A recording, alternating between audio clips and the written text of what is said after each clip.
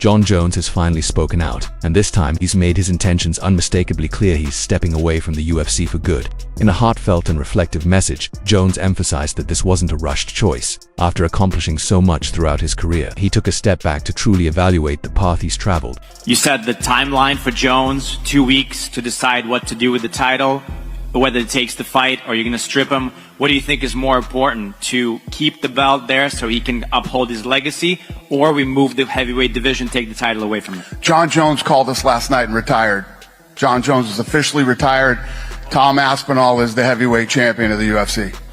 I mean, I just feel like anybody would understand at this point. Like, you know, I'll retire the heavyweight belt if I have to. It's like, dude, give the guy what he wants at the end of the day, you know? And I'm not talking to Dana directly. I feel like I'm at a place now where, you know, like I want to take what I find to be super fights. I don't want to fight dangerous up-and-comers anymore. I want to fight dangerous, established champions. So Tom can have the heavyweight championship. I don't really care about it. That my body doesn't lie in belts anymore. I've created something much bigger. Jon Jones says today, officially announcing my retirement from the UFC. This decision comes after a lot of reflection, and I want to take a moment to express my deepest gratitude for the journey I've experienced over the years. From the first time I stepped in the octagon, my goal was to push the boundaries of what was possible in this sport, becoming the youngest UFC champ in history, defending my title against some of the best fighters in the world, and sharing unforgettable moments with fans across the globe. These are memories I'll cherish forever. As I close this chapter of my life, I look forward to new opportunities and challenges ahead. MMA will always be a part of who I am, and I'm excited to continue to contribute to the sport and inspire others in new ways. Thank you for all being part of this incredible journey with me. The best is yet to come. I don't want to say that I'm retired, because fighting's in my blood. Right now, I could really care less about fighting. I've been doing it my whole life at a very high level. When the itch comes back, and if it comes back, then I'll do it with my whole heart. I'll do it to the best of my abilities. But right now, I see the way people look at me and the way I make people feel. Now my job is to serve that, give that to my fans, let them know what I have inside. I've punched and kicked enough people. What's that Italian phrase? Came, saw, and conquered. That's genuinely how I feel. It's been great, man. Life's been so amazing. What do you make of like Tom Aspinall and all the things that... I think he's awesome, man. I think he's awesome. I think he should go on and have a wonderful career. When you want something bad enough, and if you get it, it could be the worst thing that could ever happen to you. Whew. That was dope. He's just not in the position to like excite me. It's just the truth. He looked back on the legacy he built, the milestones he reached, the records he shattered, and the unforgettable wars in the octagon that earned him the title of the GOAT in the eyes of fans around the world. From becoming the youngest UFC champion in history to defending his title against some of the most iconic fighters in MMA, Jon reflected on how each battle, victory, or defeat helped mold him into who he is today. He didn't ignore the darker chapters either. The injuries, the controversies, and the personal setbacks were all part of his journey. According to him, those hardships taught him lessons far deeper than what happens inside the cage. And now, after years of pushing himself to the edge both physically and mentally, he feels the moment has come to pass the torch to the new generation. What's up, everybody? Breaking news. So you came to the right place. ESPN MMA YouTube channel, myself. We got DC on the line to talk to his best friend, his former rival, Jon Jones, officially retiring from the sport of mixed martial arts. We knew, DC, that this had been part of the conversation. We were hoping it wasn't going to be the conversation just yet. I mean, I selfishly was hoping for a fight between he and Tom Aspinall. I don't think I'm the only one. In fact, I know the whole world was kind of hoping for that. In the end, he is not fighting Tom Aspinall. He is retiring from the sport of mixed martial arts, announced by Dana White on Saturday. Your initial thoughts to the announcement that Jon Jones is officially retired from mixed martial arts? So my first thought, it was like, he actually did it. He actually did it. You know, like, I didn't think that he would walk away. I didn't know that, you know, he would allow for or would be able to handle what comes with making this decision right now and the optics of it, Brett. Do you understand what I'm saying? What it looks like to people. I didn't know that his ego would be able to handle walking away. I figured he would fight based on that. But he didn't. And it's crazy. I said something the other day, Brett, and I don't want this to be like me crapping on Jon Jones, but I said something on my YouTube channel. I said, if Jon Jones doesn't fight this guy, he quit, right? He quit. And so he is. He's walking away because he doesn't want to fight Tom Aspinall. Because if Francis Ngannou was there or Alex Pereira was there, he'd be trying to fight those guys. He's made that very clear. He doesn't want to fight Tom Aspinall. And so Tom Aspinall could walk around now with his chest up, chin up, and say, I retired Jon Jones. Tom Aspinall retired Jon Jones. There is no doubt about that. Tom Aspinall's presence is the reason why Jon Jones is no longer the UFC heavyweight champion. Jon Jones said yesterday, the fight doesn't excite me. You can make a strong case that this would be the biggest Jon Jones fight since DC2 in 2017. 2017. That's how long. With all due respect to the Anthony Smiths, the Thiago Santoses, the Dominic Reyes, even Ciryl Gane and Stipe. You're telling me those fights were bigger than this? What doesn't excite you about this? That you may lose? Listen, I've never subscribed to the Doug stuff, but the way this has been handled has been shameful. It's been shameful. Like I said, UFC got him the money. Once he said no, it was time to move on. Tom Aspinall wants to fight twice this year. He'd like to fight in October and at the end of the year. More likely than not, you aren't getting those two fights. In the prime of his life, when he's killing everyone, beating them by knockout in 60, 70, 80 seconds, he had to sit around and wait for a guy because the UFC didn't want to move on in what was something that could have been determined back in November. It's shameful. And the way Jon is trying to spin this by like, he's such an awesome guy. He's such a great guy. But, you know, he could slip. And there could always be another one. It's shameful is the word that keeps coming to mind. It's conniving. It's unfortunate because Jon does have one of the greatest resumes of all time. He really does. If you think he's the greatest of all time, God bless. You have a very strong case. But in my opinion, Georges St-Pierre never embarrassed himself, never embarrassed the organization, never cheated, never got caught using PEDs, beat the undisputed champion at 170, beat the undisputed champion at 185, never held up the division, vacated the title when you needed to, came back when you needed to. There's no debate. All these things matter. And yes, he has 2 losses, and yes, he avenged both those losses.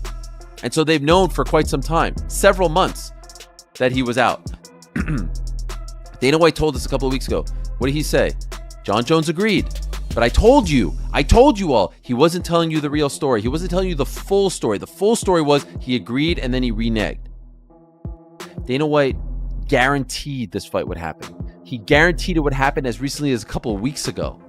It was already not a thing. The way in which this has been handled has not been great. And the fact that Tom Aspinall, at the very least, couldn't get some sort of, oh, here's the belt, here's a ceremony, here's your fight, here's your date, is shameful. Now, ultimately, Tom doesn't care about any of this. He really doesn't. He just wants to fight. It was never about Jon Jones. As I've said time and again, Jon Jones was a great addition to the whole scenario, to the equation.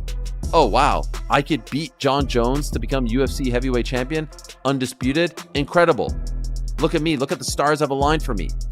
But ultimately, this guy just wanted to become champion. He wanted to prove he was the best. And by the way, he has been the best for the last couple of years. Yesterday, I spoke to GSP, and I told GSP, and that interview is going to air on Monday. We spoke to him at Fanatics Fest. He did it the best.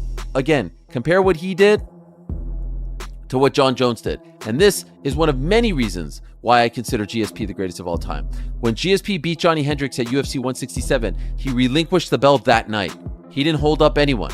He didn't stop anyone from living out their dreams. And in case you're wondering, that's a part of the fight game too.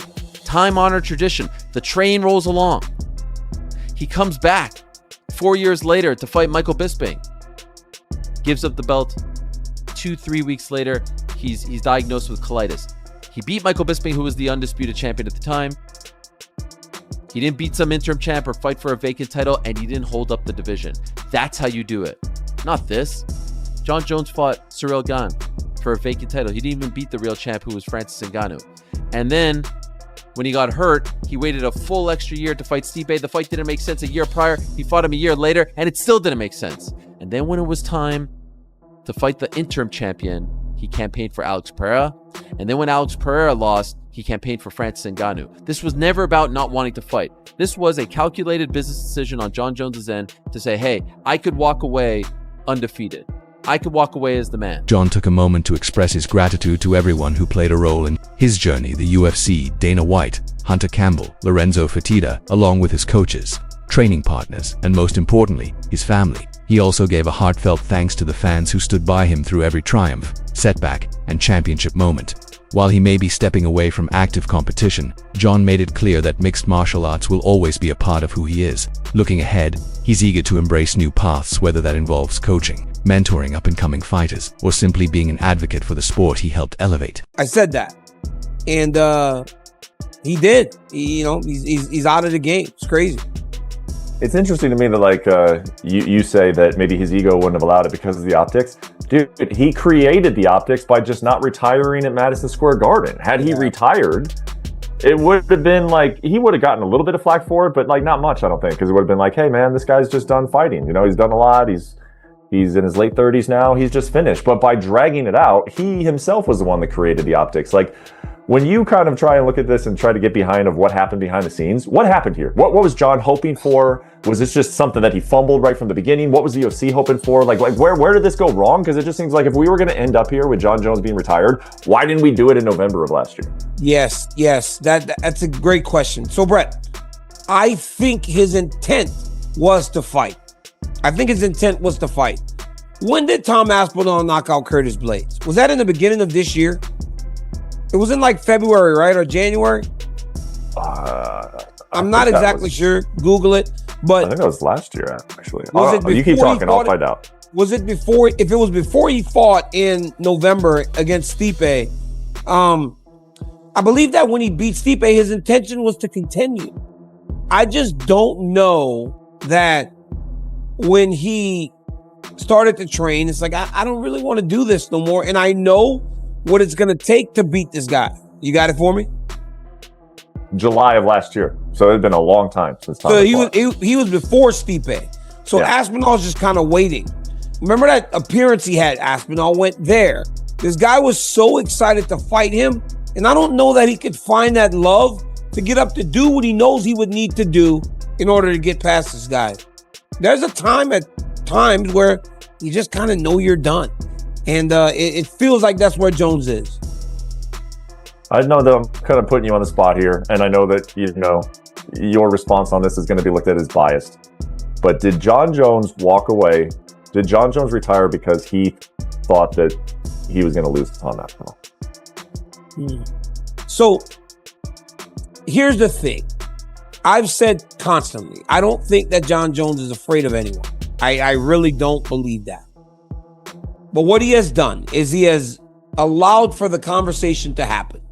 You asking that question, Brett, is not unfair anymore because of the way that he did this. All the hiccups, all the missteps, the constant presence in social media, the constant presence calling people out. I would have beaten Daniel Cormier at heavyweight. I'm 5 years retired. I want to fight Francis. Alex Pereira is very interesting to me. So, Brett, like, if Alex Pereira is very interesting as a fight and then he loses and that fight's now off the table, it just opens the conversation to where if most believe that if Stipe was standing across there, he'd probably do it. Meanwhile, for the UFC, the impact is with Jon Jones, now officially out of the picture. Tom Aspinall steps into the spotlight as the rightful heavyweight champion. No more interim labels, no more uncertainty. He's now the man leading the division. But with the crown comes new questions. Who will to be his first challenger? Could it be Cyril Gane in a massive clash on Gane's home turf in Paris? Or perhaps a high-stakes rematch with Alexander Volkov, who's been steadily building momentum?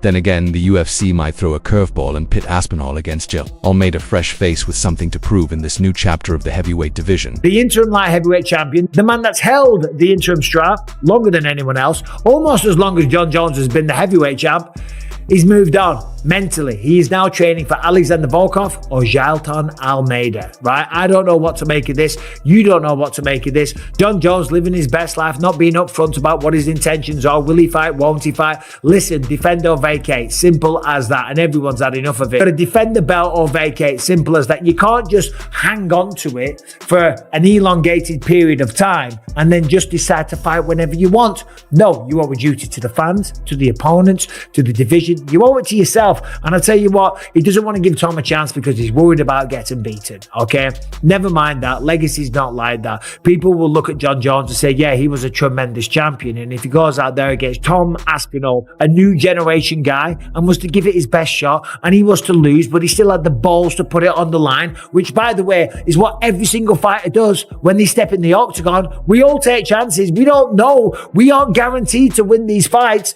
But if he was to do that and he was to lose in a valiant effort, people would say, well, you know, he's a bit older. Tom Aspinall came through, but look at the career that he had. Unbelievable. One of the greatest of all time, right? But if he avoids Tom Aspinall like the plague and he continues down this line, it will absolutely affect his legacy because, and I don't care what he's done in the past, because it doesn't embody the spirit of a fighter. Fighters are supposed to go in there against big, nasty, mean, tough son of a bitches, okay? And not knowing if they're going to win. That's what inspires people. Hate to talk about myself, but I lost many fights along the way. I lost number one contender matchups. Granted, a lot of them were on steroids. All you motherfuckers are on steroids. But I became the champion in the end. I never gave up on myself. And that's what people always tell me that they respect about my career, what they respect about other people's career, that they took on really tough fights. They tried their best and they scratched and clawed the way to the top. They did it in the end, and wow, take a bow, what a story, what a journey. For Jon Jones to walk away and go, oh, I don't fancy that. He's a bit nasty. He's got big hands. The man can wrestle. He's quick. He's fast. He's agile. Holy shit, I've never fought anyone like that. I'm living my best life, guys. I've made my money. I'm going to walk away. People will look at that and say, no, I'm sorry. That's not a real fighter. So he's got to accept the fight. And as I said, Tom Aspinall's moved on to Alexander Volkov, a man that he beat before, relatively easy, took him down nice and quick, straight armbar on the ground, absolute one-way traffic. And there's also Jailton Almeida. Now, Jailton Almeida, yes, he lost to Curtis Blaze trying to take him down. He got elbowed in the head a few times, but he's learned from that. He's come back. He's got 2 quick wins, 2 stoppages. The man is a force of nature. He's an absolute wrestling maniac. He's short, he's stocky, he's strong as an ox. He's only got 1 loss on his record, and I think he would pose some problems for Tom Aspinall. Of course, Tom might take him down, but I think on the feet he's taller, he's longer, he's quicker, and he cracks very hard. So regardless, I would favour Tom in both of those matchups, but just the fact that he has mentally moved on, and we're waiting for this announcement. I mean, we don't know what it is yet, but we're waiting. Something's going to happen soon, but the fact that he's talking about other people, it doesn't bode well for that fight. It's not about you, John. It's not about you. It's not about your life. It's not about your story. If you want to enjoy your life, if you want to be a part of a reality show, if you want to take that money and delay things and hold someone else's dreams back from becoming a reality, that is ducking. That is ducking, because there is a time-honored tradition in this business, in the sport, in combat sports, in fight sports, in sports period, that the whole thing has to move along. It's not about your story. Your story is great and you're living your best life, great. Get rid of that belt. If you want to do that, great. No one will begrudge you. Everyone thinks you've done enough. You've earned enough. You've proven enough. Now allow someone else to have that same story. Allow someone else to write that same story. You are holding him back. You are holding back not only Tom Aspinall, but the rest of the division. So yes, you're missing the point. This isn't about you. It's about the belt. How many more times does Tom have to say he would love to fight him? He would love to be he would love to have the opportunity to be that guy. He would love it. Who wouldn't? But he just wants that belt. He wants whatever that belt signifies, whatever it symbolizes, and what it brings. It brings all the things that Jon Jones is enjoying right now, because if Jon Jones wasn't the most decorated champion, wasn't the greatest light heavyweight champion, wasn't the 2-division champion, he wouldn't be doing things like this. He wouldn't get opportunities like this. He wouldn't get the opportunity to live his best life. And now you are stopping someone else from living their best life. Do you get the difference? It's not about you. And so when the legends fought you, and I'm not even talking about when you were champ or tried to become champ. I'm talking about the dudes that fought you on the way up. Important thing in this sport is the belt. The most important thing to the UFC is the belt. That's what everything gears towards. And they've told us they hate when people vacate the title or don't want to defend the title. Well, that's what's happening right now. So tell me where I've been unfair. Tell me where I've lied. Tell me where I've been biased. I saw some people saying yesterday, like, oh, he just defended the title. All right. Are we going to wait till November to strip him? the fight that they want to book is for November. It's for MSG.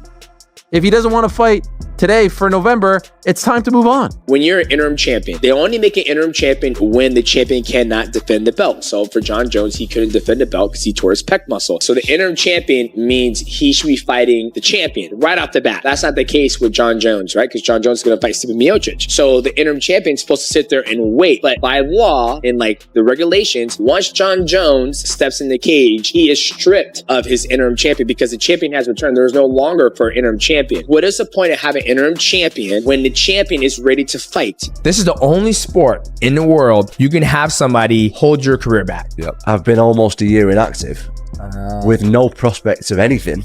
Just be ready, and we'll just let you know. Yeah. And then it's kind of difficult, like mentally, to. Oh yeah. This is the fight against Jon Jones. Like, not the fight is another thing. Yeah. This is the tricky bit where I really have to stay switched on, stay motivated, and.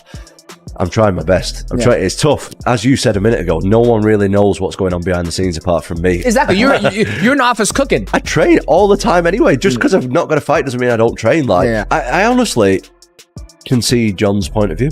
I get it. I get it. It's just about the title for me. Yep. I just want the title. That's it. Yep. Does nothing else really matter. So you're like, let me do my thing. Let me fight. I just want to fight. And I think that's the respectful way to go about it. It's like, you don't care if it's Jon, and it's no disrespect to Jon. It's no disrespect to anybody out there. You're just trying to fight. Yep. I just want to fight. Yep. The fan base is divided. Some believe Jon made the right call going out as a legend rather than risking defeat against a hungry new contender.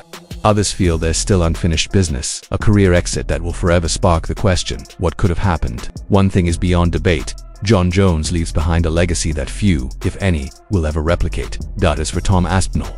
He's not waiting for anyone's approval. He's ready to carve out his own legacy, one bout at a time.